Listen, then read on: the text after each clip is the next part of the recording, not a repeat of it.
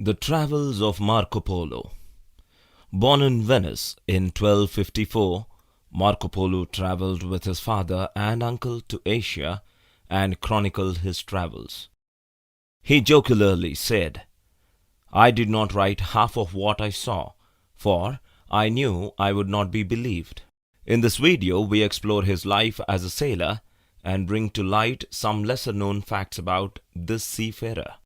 He left for Asia when he was hardly 17 years old, probably the youngest to take up a voyage of this magnitude and proportion. His mother died when he was only 5, and he met his father only when he was 15, as the father and uncle were away on voyages. 2 years later, he took the most important journey of his life, hardly knowing his co-travelers.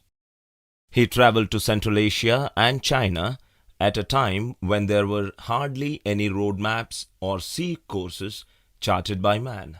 When he returned from his journey, he brought back memories of this new world discovered and helped in demystifying the culture, language, and habits of the people of Asia and China. His travels were not a bed of roses. He faced numerous hardships, some of which he mentioned in his memories.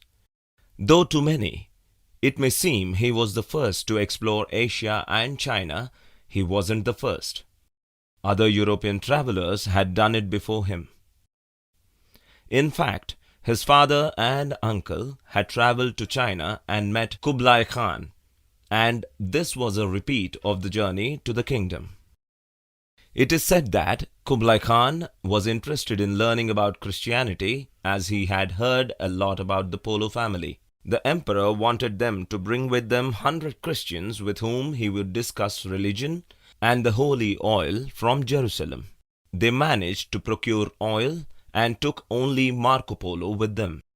Marco Polo left home at age 17 and didn't return to Venice for 24 years. Over the course of 2 decades, he traveled around 15,000 miles both on land along the Silk Road and by sea, coming across parts of Asia and, if some highly controversial maps are to be believed, visited parts of the Alaskan coast.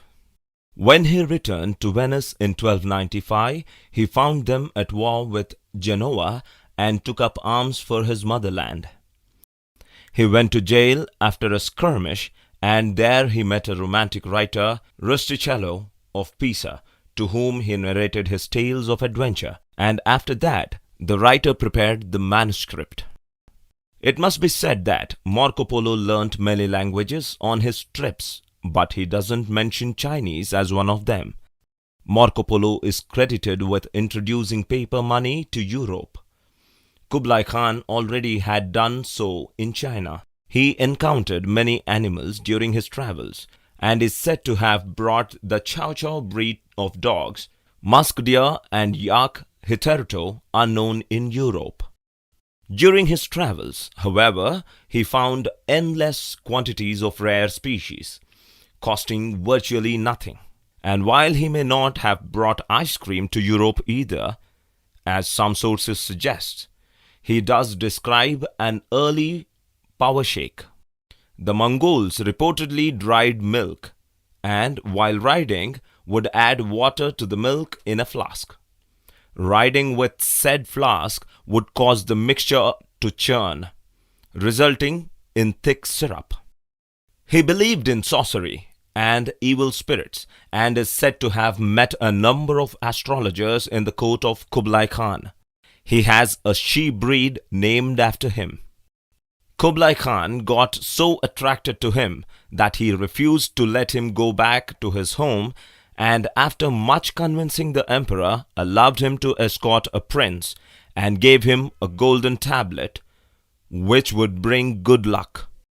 Though there were unending debates regarding the authenticity of the tales, it must be said that Marco Polo did what very few would venture at his time and age.